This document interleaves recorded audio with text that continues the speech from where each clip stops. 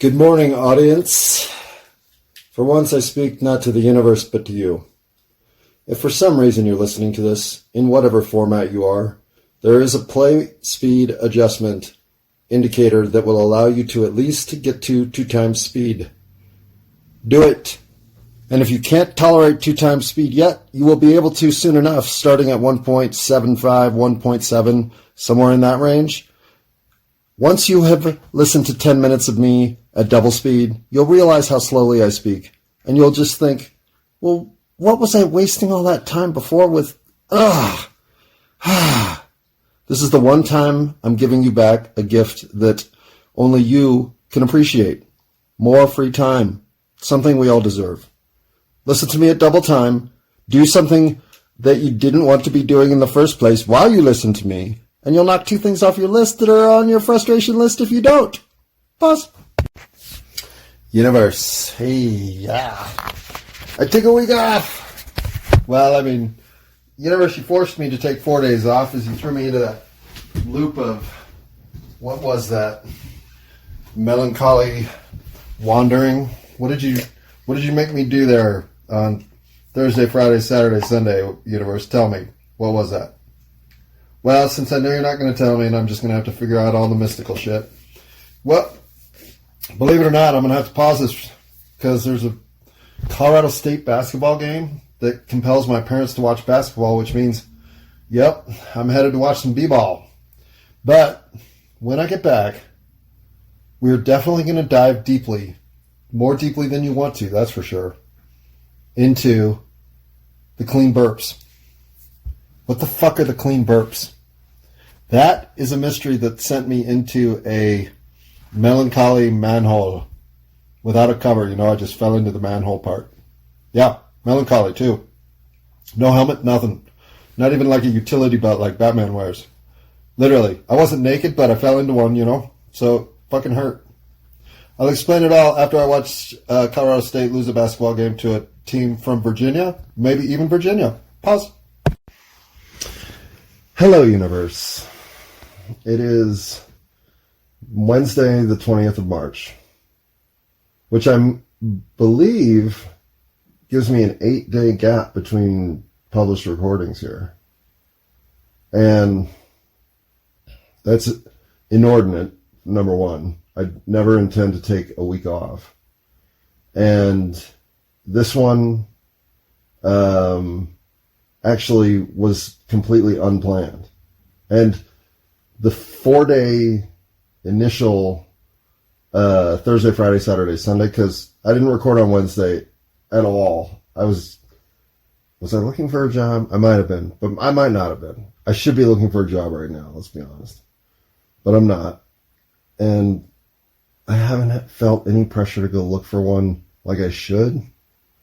I mean, I'm living on like $15 to $20 worth of food a week, so I am down to the minimal.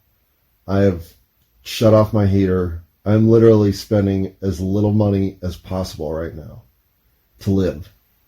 And that's about $150 a month, which is nice because if I could sell my bike for $300, I'd have 2 more months worth of living. But it's living at such a paltry level that even I'm getting tired of eating nothing but canned tuna fish and rice and beans. So, although the ascetic, I'm not sure what the minimalist, it's not aesthetic. Why am I trying to speak when I have marbles in my mouth anyhow? I have wakened and bacon. I've wakened and bacon? I don't eat bacon, but I've wakened and I baked. So I waked and baked. And it is, what time is it? It's 9:52. So I'm pretty high. And I've only had 1 knife full of peanut butter to eat. So I'm also a little bit hungry. And I don't have any water. So I might have to go get some what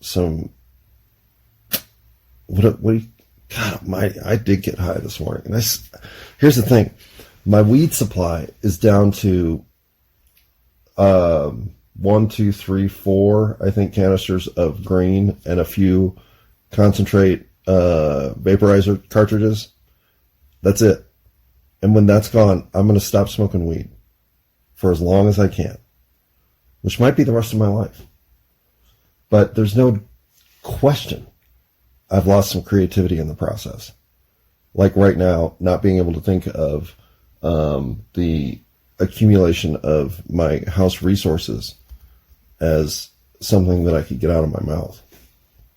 Because I'm stoned on some Death Star, which is a really fun indica to get high on, but I'm on the downside of that because I got high about an hour ago, so now I'm just getting sleepy. So how about I wake the fuck up and get back to this in a second. Pause. Unpause. You know what? I think I'm going to have another half a peanut butter and honey sandwich. That was good. And I forgot to get water. So I'll be right back. Oh, universe, my universe, my universe, my universe. How you been, Uni?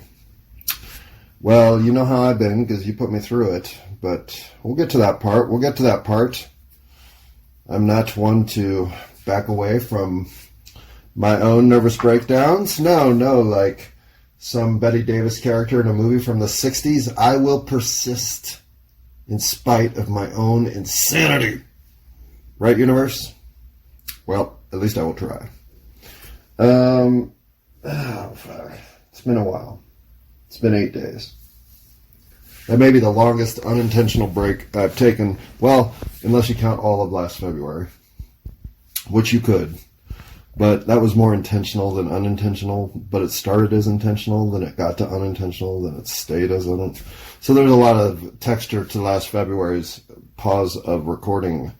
But this gap, this 1 week gap here, 8 day gap, because we like to be precise. I'm knocking some ashen weed out of my bong, and so I can clear it and put some good weed in there and get higher than I am right now, because I think, if anything, today's conversation is going to need me to be high, really high, super high, like really high. And I know that's the kind of stuff that gets frowned upon by YouTube. So I've got 4 or 5 minutes of nonsense introductory crap I could put in front of this so that this part comes later when I'm smoking weed. But frankly, YouTube, here in Colorado, this is what the majority of us are doing. And this is maybe even what's keeping us from rising up and claiming the injustice that it was for YouTube to start censoring the town square. I don't know. Maybe. I'm not going to blame it on weed.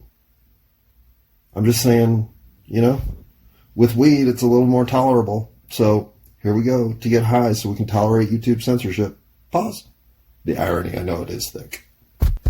All right. Cindy 99. Not quite getting me high, but I'm doing more than the vaporizer, I think. Okay. You don't even care why I brought this up. I don't even know. So let's move on to the subjects at hand, which is government by lottery. Still probably the best idea I've ever had. And I don't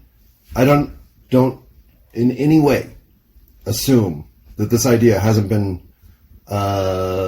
manifested in another meat suit form previously, if not millions of times.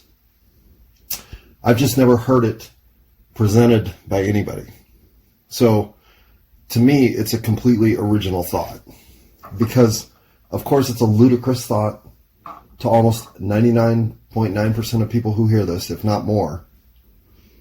But to the 1 in 10,000 who say, okay, it's not that ludicrous compared to the shit we're going through, that person is where my, shall we call it my coalition, if I were looking at electoral terminology, that's where it builds, in that 1 in 10,000. So if I can just get myself in front of 100 million people, well, fuck yeah, that'd be 1,000 of us, I think, if my math's right. 10,000 of us if my math's wrong, which is even better. But at least 1,000 of us could start, doing sit-ins or something, like in front of Wall Street. That gets attention, doesn't it? I don't know. 1,000 people is enough people that if you were to do it correctly, you could get some attention. But even if 1,000 people were truly behind the government by lottery is the best way to go, well, that means there'd still be 99,999,999. I don't know. There'd be a lot of you to convince of it. And I don't think you're all going to buy it. You're just going to think that isn't a way for meritocracy to rear its head and put our best in positions of absolute corruption. To which I say, yeah, it's no shit. Yeah, that's the point. So, what are we going to do about that? And since you have come up with no better idea than to keep doing what we're doing, which is broken, I say to you, government by lottery. And while I do believe 1,000 people was too few, I don't think 3,000 isn't about right. I think the entire apparatus of government could be run by about 3,000 people.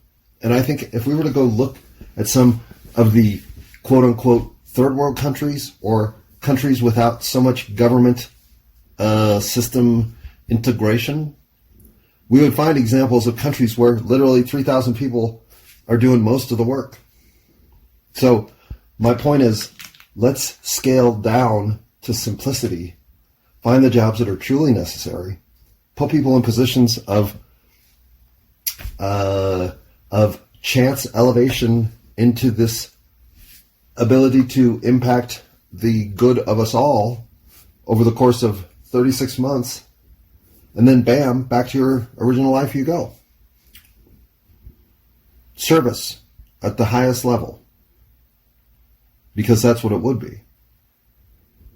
And in that level of recognition, we then start to create plateaus of even more service to the country, whether that be through enlisted military service or dedicated scientific research, or what other goods for society we can manifest as opportunities for people to try to aspire within.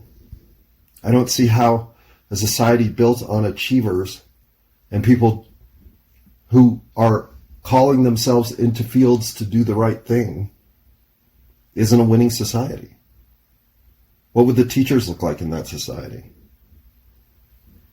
What would the field research experts look like in that society? There'd be an upswell of trying to provide the best possible decision-making information for everyone to go forward in progress as a group. Call it a nation if you must. I don't see how we're living for any other outcome. Except that we're living for every other outcome, right? Pause. All right. That pause was presented by, who is this we're smoking here? Oh yeah, that's Cindy 99. No wonder I don't feel high. Here's the next thing on my list. The next thing on my list is, did I finish government by lottery enough? If we were to do 3,000 people, then why not just have an annual lottery day every year that picks 1,000 people and keep the rotation in the 36-month, one year chunks? You got a year to work with somebody, you can get something done. You got a year. This isn't go to Washington and fucking figure things out for 4.5 years before you actually get involved in the situation. No, you're involved on day 61 or 2 or 3. But you're involved quickly. And in that involvement, you are expected to have impact. And as you are watching your co-legislators or co-governmental representatives come into the scene with you, well, what will your class do? What will the mark of your overall ascendancy leave us? Perhaps you weren't one of the 1,000 picked in a presidential conversion year, but in this one exception, your class has the opportunity to do more than has ever been seen before on the national stage by presenting the true character of the American dream, which is to be exceptional, to show that that's what this country has in it, to be the one place on the map that if you could leave your homeland, it's a no-brainer. That's where you go. Why we're not aspiring to that level of national pride, I do not know. I mean, shit. Biden versus Trump. Oh, yeah. Pride. Pause. Unpause. And in addition to packing fresh bowls, when you're thinking about fresh ways of looking at the government, think of something like the Senate as it's organized now is ludicrous. 2 senators per state is dumb. The way it should be set up is take the top, 12, 10, let's say 12. The top 12 states by population all get 3 senators. What would that be, 36? So then we're going to need, this could be elegant. Watch this. So then the next 26 states, population-wise, each get 2. That brings them to a 52-vote coalition if they all work together as 26. And then that leaves you 26 and 12, 38, 12. That leaves you exactly 12 states. The bottom 12, the Alaskas, the Wyomings, the Montanas, the South Dakotas, the North Dakotas, and any other Dakotas, with 1 senator each, like it should be. So these innovative ways of reinventing government are not blasphemous. They're not counter-constitutional. They're ways of thinking, how well are we doing it now, and how much better could we be doing it with just simple changes, like representative government that is truly representative, instead of the stupid shit show we got going on in Washington currently. Sorry, Washington, I didn't mean to call you a shit show or a stupid shit show when you're a fucking stupid shit show. Right? Pause. Unpause. And what if in that situation all legislation was just determined by a simple majority? We already have representative government. We're already in a republic of condensed governmental authority. So why can't we then just use simple majorities to get shit passed? We have too cumbersome of a system in which the checks and balances have run amok and now do nothing but create log jams and impasses for any true legislation to move us forward, other than to donate shit tons of money to both Israel and Ukraine. The grift is on, baby. Can't stop the money train. Pause. Unpause. All right. Here I was wanting to start with nothing but the clean burp phenomenon and wandered into governmental representation again. Bad John, bad John, bad John. I agree. And since we're at least 1, 2, 3, 4 seconds into this, well, are we engaging our solution-oriented brains at the highest level? Are you thinking through how you could make society-level changes for the better? And if not, why not? You go see those Avengers movies, right? Isn't that about thinking through solutions at a worldwide level? What, you think you're not an Avenger? You are. You just don't recognize the suit you're wearing as the ultimate superhero suit, which it is. So, limiting yourself to anything other than worldwide scale change, that's on you. There's no reason for you to think anything less than you can do whatever it takes to make this universe a better universe. That's the game we're all playing. Even you. So, clean burps or rigged elections? Where do we go next? All right, clean burps. Nothing makes me feel more like an NPC than this phenomenon. And Oh, that and some other shit. But, I mean, this is the most consistent, well, it must be an NPC result there is for me in the universe. And that is the clean burps. What I mean by the clean burps are, and I will definitely say there's a fourth one. There are 4 different gaseous burps that I will, at times, wake up just peppering the world with. And this has been happening my whole life. And there might be way more than 4. But there are 4 for sure because I've identified these 4 just in the last 6 months. And what it is like these gentle hiccup burps, almost. It's not like, I just ate 2 peanut butter and honey sandwiches and now I'm fucking burping up bread and whatever other gaseous resistance my stomach is putting up. But no, it's like if all you did for the afternoon, here, let me see. This is going to be a burp of, well, pause. See, that was totally a peanut butter and honey burp. I almost let that one happen because it was such a natural participatory expulsion for this subject matter, but it's also gross, so no, I didn't. And since guys are kind of gross, generally, I'm trying to be less gross. All right, with that in mind, that doesn't mean that this phenomenon doesn't take me over. And it can happen multiple days in a row and then go away for a week or 2, and then it's back. And it'll happen like once every 2 or 3 days or so, or it's gone for 10 days. But it's regular enough that I'd say 5 times a month, 3 to 5 times a month is probably accurate.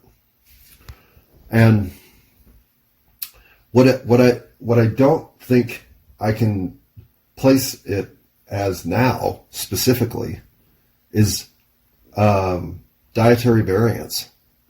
And that was really the last cog to knock down from the contenders of, well, could it just be on days that I eat 7 bananas, the next day I wake up with this phenomenon? Well, no, it's not. I've gotten my diet down now to about 4 meals. And in that variance is nothing. Day to day, I'm eating exactly the same foods. So I can't blame it on my diet anymore. Which makes me wonder, well, why is it only a wake-up phenomenon? I've been trying to create the incident where I can even have one similar expulsion from just regular, routine, daily activity. It doesn't come. It only comes after nights of sleep.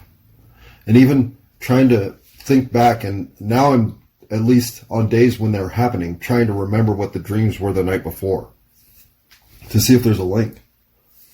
Because nothing feels more foreign to me than burping up gaseous residue from an environment that I'm not living in.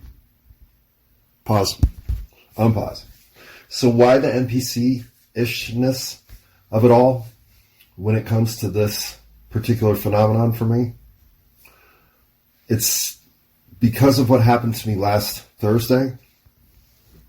When I woke up Thursday, I was overwhelmed with these expulsions, but I had forgotten there was the 4th variety, which was the abrupt bleh burps that I hadn't had in a long time. And I had just 2 days ago had the quiet, like, blip, blip, blip, blip, little dainty burp version that almost feels like you've been sucking on helium. But this one, this day, on Thursday, and this is after I'd worked out hard Tuesday and Wednesday. Really hard. Done the most of my weights and the most of my aerobics on those consecutive days in 6 months of tracking myself. So had peaked physically on both days, felt extremely strong, sleeping Wednesday into Thursday, and then woke up Thursday with this not nausea, but just these gaseous expulsions as if I've drank too much carbonated beverage. Like they're just bloop. You can feel their presence as they're manifesting and emerging. And they are not quiet. They are loud. And I remember thinking in the morning, oh my God, I haven't felt these in a long time. It's been a while. And they were very familiar to me. And what's weird is each one of these like morning routines of gaseous discharge have a unique signature in both their temperament and their taste. And I call them something burps. The clean burps, because it's never food related and they don't feel like stomach acid. It's something different. It's as if you've been in an environment of a different gas. Seriously. I know none of this makes fucking sense, but that's the residue I'm left with. And so when Thursday hits, and I've been up maybe 45 minutes, I had been falling asleep to the movie Happy Death Day. I think the one with the college girl who's basically doing Groundhog's Day in a slapstick black comedy horror show fashion. It's very clever. It's a funny movie, and the second one's even better. One of the few movies I will say that the sequel outdoes the original. But as I'm falling asleep to this, and I had seen the sequel recently enough that I wanted to watch the original to just catch all the overlap of synchronicity between the two movies. And I fell asleep to the end of that movie with maybe 20 minutes to go. So as I come out of the bathroom and lie back down, because I don't feel that good either, which is weird. Like I'm thinking, did I overdo it? Am I physically exhausted? Because I feel wrung out. Like, and it's not even that I feel wrung out physically. I feel actually pretty strong, if anything. But I feel, I don't know, emotionally spent is the best I can describe it. Well, I sit down to watch the last 20 minutes of that movie, and it just sets me off. I just start bawling. This is like 9:30 in the morning on Thursday. I have no reason for this. None. I can't think of any dreams that I have had, but I woke up with these expulsions of blah, blah, blah all morning. They didn't go away for like 2 hours. They were there. And so then I have 3 Dracula movies that are all campy, terrible Dracula movies. And I'm like, I'm just going to watch those today. I don't feel like doing anything. I feel, if anything, like I just put Phoebe down. I mean, I'm sad. I don't even know what's going on. Well, as I progress through the next couple hours of the day, and it is a crappy day.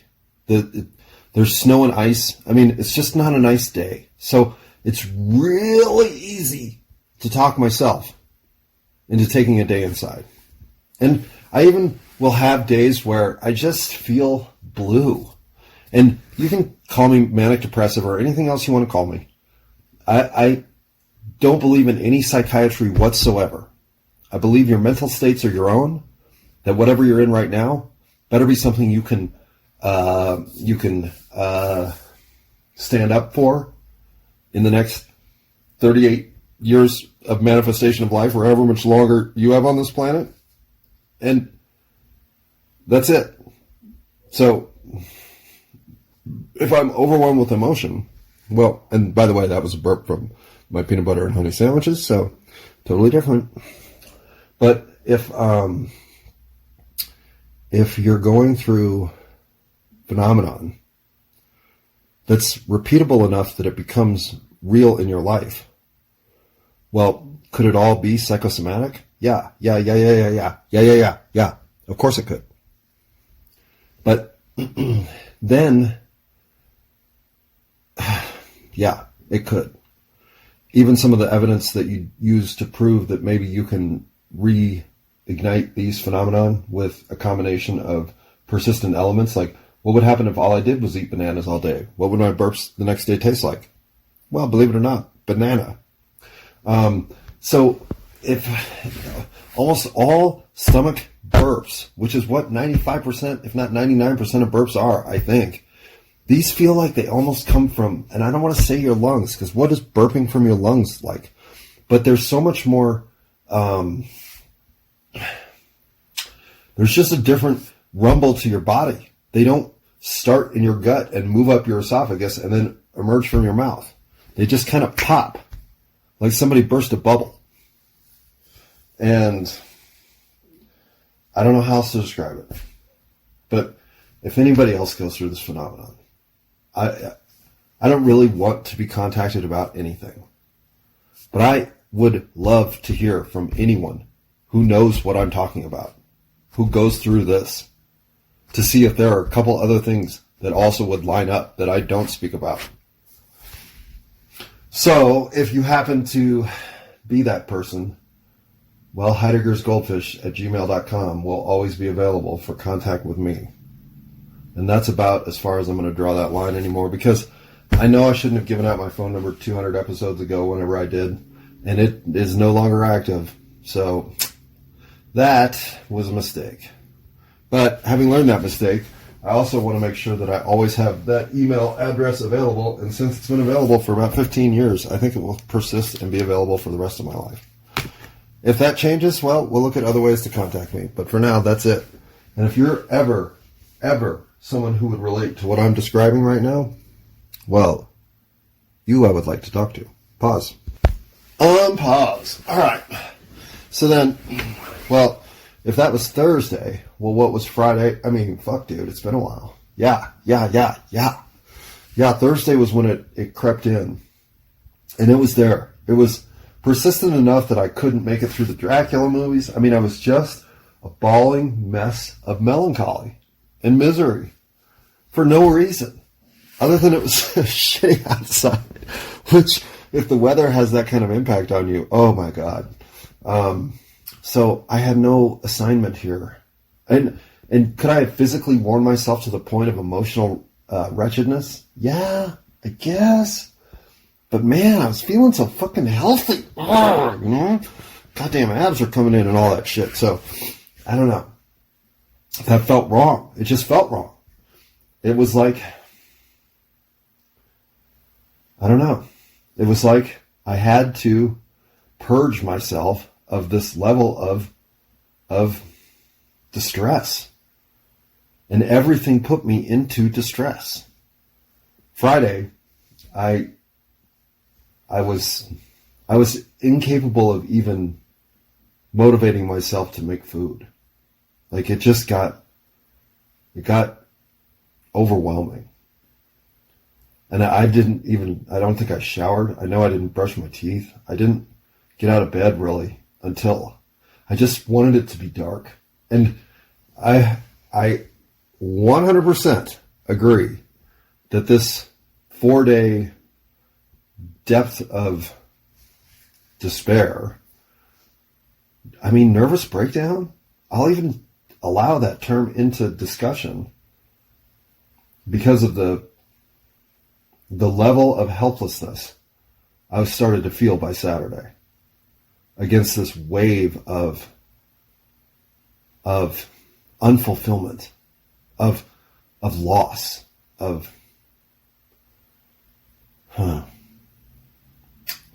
gap between what was available to be done versus what was getting done.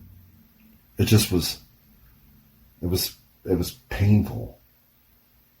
And manifesting to the point that I didn't exercise. I didn't drink water probably on Saturday. Saturday was a day where had I been summoned by some force to appear in front of the public of any kind, from my sister to my Sistine Chapel representative, Pope, dude, whoever that might be. I don't know. Had anybody had the power to summon me to their presence on Saturday, they would have had a legitimate thought in their head of, oh, does this guy need to be committed?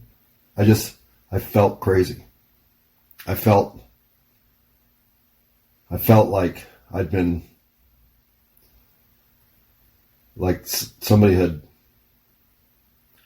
taken hold of my capacity to process emotions and sent every destructive, energetic current currently surfaced on this planet Earth to somehow collide with me. It was so nonstop that I literally cried through pillowcases. I couldn't stop sobbing. I've never experienced anything as persistent as the hours-long feelings of loss that Saturday put me through. For, again, no identifiable reason. So, am I crazy? Maybe. Maybe I am. But when these episodes hit, they usually hit for an hour or two or days. At the longest, meaning 48 hours. And that's one other instance I can think of, because I had to call in sick to work. So, 4 days of this. And I've always been able to play music to get myself out of it. At least somewhat, to distance myself from whatever pain is overwhelming me. But this, and when I say whatever pain is overwhelming me, I literally can't identify where all of the inbound energetic vectors are coming from. I can look at something and it will send me further into misery. Whatever I'm seeing that I expose myself to, I can see the gap between its execution and what should have been. Everything feels like it's a suppressed version of what it could have been. And I mean, from the layout of the goddamn neighborhood on a map to the not geometrically aligned trimming of the tree across the street. It doesn't matter. All I see is the gap between excellence and execution. And it drives me into a hole of melancholy misery that I wouldn't wish on anyone. It's as if I've lost everything meaningful in life in these moments of detachment. And so finally on Sunday, music started to work, and I had to play on repeat a couple of songs I'm too embarrassed to admit. Even I have a secret or two. But as I started to come out of it, and it wasn't until Sunday night that I could finally recognize myself again, it made me think. This all started with that phenomenon, those clean burps that I hadn't felt in a while. They overwhelm me, and I haven't been able to get back to centered since. What the fuck are they? Seriously. And if you're knocking me out in real space-time and bringing me aboard your ship and fucking implanting me with all these other goddamn realizations, well, just be straight about it. You and I, CIA, could be friends if you didn't always have to go to the covert action card whenever it came to making progress in our twisted sense of what a relationship looks like. You know? Pause. Pause. Alright, CIA, I know it's not fair to blame you. Well, I hope it's not fair to blame you. Let's put it that way. And again, this is Sunday that I finally break out of it. By Monday morning, I'm totally myself again. So this is we'll call it Thursday, Friday, Saturday, Sunday, Monday. So this is 4 days, 96 hours, of misfittedness, uncertainty. I'll say by Saturday night, I wasn't sure that the world wasn't going to end and that I wasn't somehow suffering the final darkness, the 3 days of darkness that descend upon the world before it comes to its final resting place. I hate to say that that was on my mind, but it was on my fucking mind, especially as the amplitude of the experience was growing significantly. Its peak was Saturday night, without question. Which, you know, I'm not a biblical dude, but that 3 days of darkness thing has filtered into my life somehow. So whatever myths and mythologies were potentially active, I was starting to experience things of a truly existential position. So, is that the CIA mind fucking me? Could be. I mean, that's the kind of games they like to play, right? And again, remember, CIA, I'm on your team. I'm on your team. If I'm on a team, my jersey says CIA, and that's a C, the letter I, the letter A. There's no like cryptogram in there with, say, somebody's eyeball, or any other C that might be rocking. Am I high enough? Yeah, I am. With that in mind, how do we know our elections are rigged? Well, how do we know our elections are rigged? People will say, our elections are rigged? That's just ludicrous, man. You're just a fucking idiot. First of all, you did all that shit in the first half hour, which makes you a dumbass, and now you're telling me the elections are rigged. That makes you a double dumbass. Yeah, I know. I accept your scorn, because getting to the point where you can say, oh my God, our elections are rigged, fuck. It's not fun.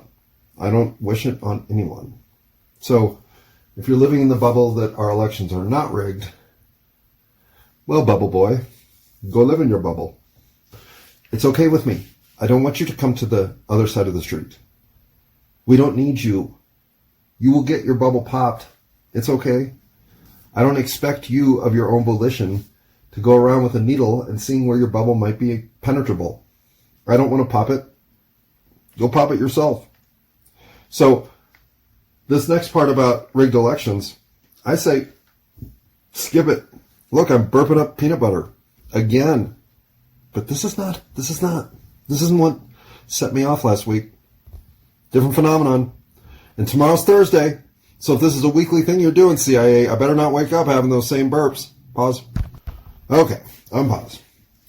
Before we leave for elections or rigged rodeo, what I want to tie up on the clean burp phenomenon is, one, it only happens after I've been asleep.